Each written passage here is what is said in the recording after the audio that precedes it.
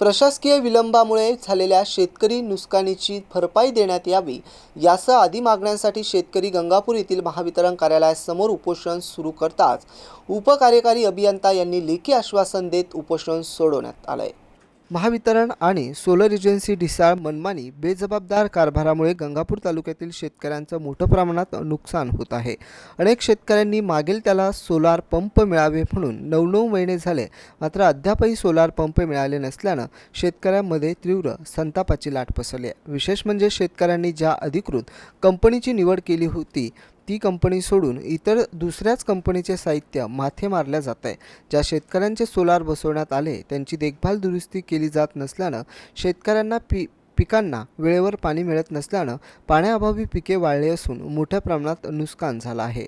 शेतकऱ्यांमधून असं नुकसान झाल्याचं बोललं जात आहे। ज्या शेतकऱ्यांचे सोलार पंप मंजूर आहे त्यांना त्वरित पंप बसवून सोलार पंप वेळेवर न बसवण्यात आल्याने शेतकऱ्यांच्या झालेल्या नुकसानीचे पंचनामे करून नुकसान भरपाई देण्यात यावी असं आदी मागण्यांसाठी शेतकरी पंढरीनाथ पवार यांच्यासह आदींनी उपोषण सुरू करताच कार्यकारी अभियंता यांनी लेखी आश्वासन देत उपोषण सोडवण्यात आले। Ibrahim Shaikh, MCN news, Gangapur. गंगापूर येथील महावितरणच्या समोर जे उपोषण सुरू आहे शेतकऱ्यांच्या सोलारच्या बाबतीत, इथे उपकार्यकारी अभियंता आहे महावितरणचे अरविंद काळे साहेब आहे, त्यांच्याशी बोलणार आहोत आपण। त्यांनी उपोषणस्थळी भेट दिली आणि आश्वासन देखील दिलेलं आहे। काय आश्वासन दिले ते आपण बोलणार आहोत। सर, हे जे शेतकरी आहे यांचं उपोषण कालपासून सुरू आहे, आपण काय आश्वासन दिले? याच्यामध्ये यांच्या ज्या प्रमुख मागण्या होत्या की जे ज्या लोकांनी पैसे भरलेले आहेत परंतु अजून त्यांचे सोलार पंप इन्स्टॉल झालेले नाहीत, ते त्या टाईम लिमिटमध्येच इन्स्टॉल व्हायला पाहिजे।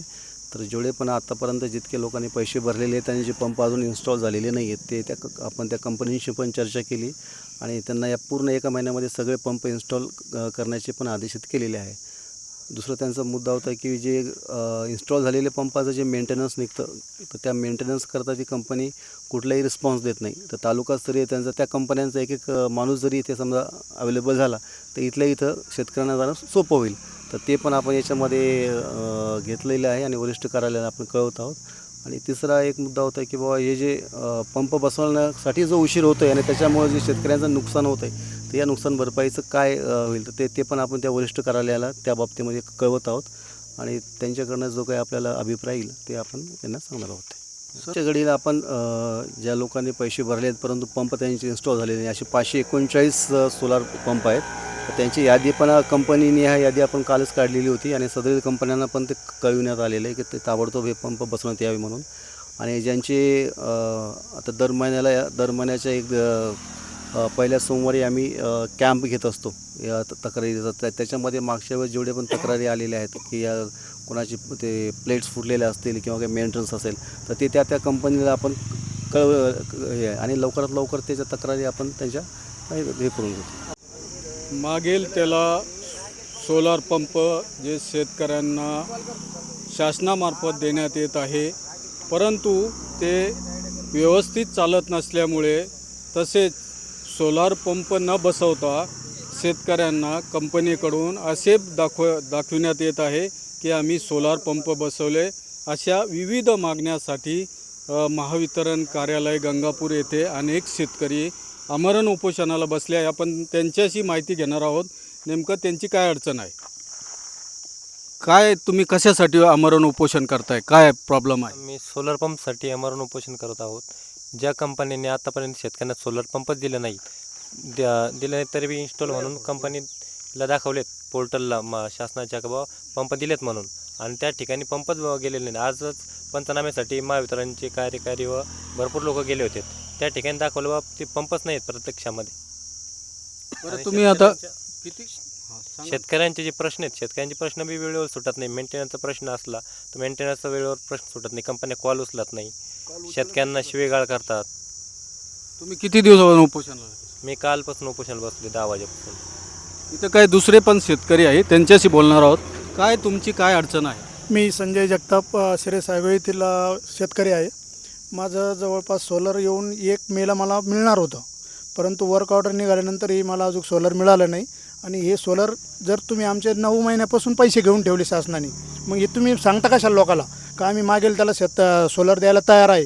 मग तुम्ही जर पैसे शेतकऱ्याचे घेत असाल तुम्ही त्यांना भरपाई करून दिली पाहिजे. आता माझं पीक शेतात वाळलेलं आहे, कारण की सोलर नसल्यामुळे मला पाणी देता आलेलं नाही शेताला. माझ्या घरातला ऊस आता सध्या वाया गेलेला आहे. ऊस जर माझा वाया गेला तर शासन मला याची भरपाई करून देणार का?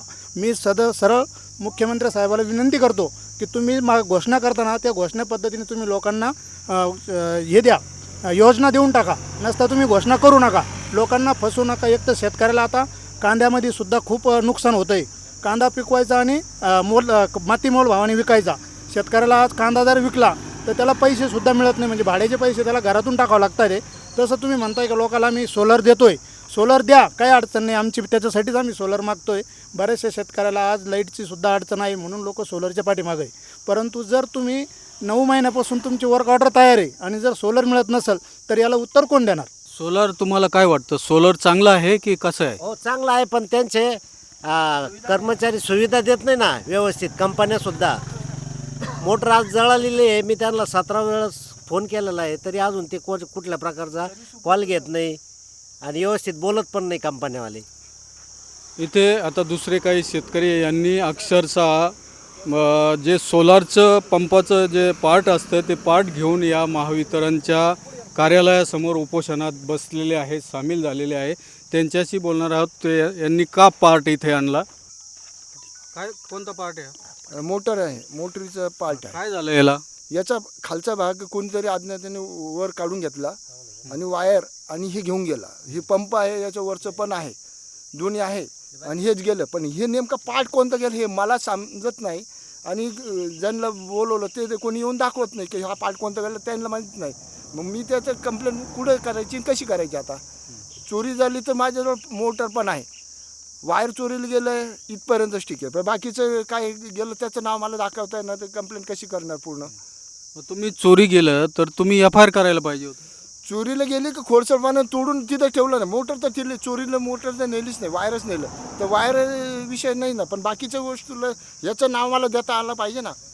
कंप्लेंटमध्ये हे काय वस्तू ही सांगता आली पाहिजे मला, किंवा ज्यांच्याकडून सांगता आली पाहिजे. इथं काही दुसरे शेतकरी आहेत, त्यांच्याशी बोलणार आहोत. काय काय म्हणता तुम्ही? हे बघा, गेल्या 1-2 वर्षापूर्वी शेतकऱ्यांनी सोलार पंपासाठी अर्ज केला होता, पण वर्ष उलटून गेलं, 2 वर्ष उलटून गेली. अद्याप देखील शेतकऱ्याच्या शेतात अजून सोलार पंप बसवला नाही. मग याला जबाबदार कोण? आता सोलार पंप अभावी अनेक शेतकऱ्यांचे नुकसान झालं आहे. कोणाचं गहू असेल, कोणाचं ऊस असेल, सगळं वाळलं आहे. मग याचे नुकसान बरोबर देणार कोण? महावितरण देईल का सोलार कंपनी देईल? माझं असं मत आहे महावितरणला, तुम्ही त्या संबंधित कंपन्या आहे त्यांच्यावरती FIR दाखल करा, फौजदारी गुन्हे दाखल करा. कारण की तुम्ही शेतकऱ्यांच्या बाजूने उभं राहण्याची भूमिका घ्या, त्यांच्या तुम्ही अजिबात इंटरफेअर करू नका. माझं हे मत राहील प्रशासनाला. चांगली सर्व्हिस द्या असे शेतकऱ्यांचे म्हणणे आहे. मी इब्राहिम शेख, MCN न्यूज, गंगापूर.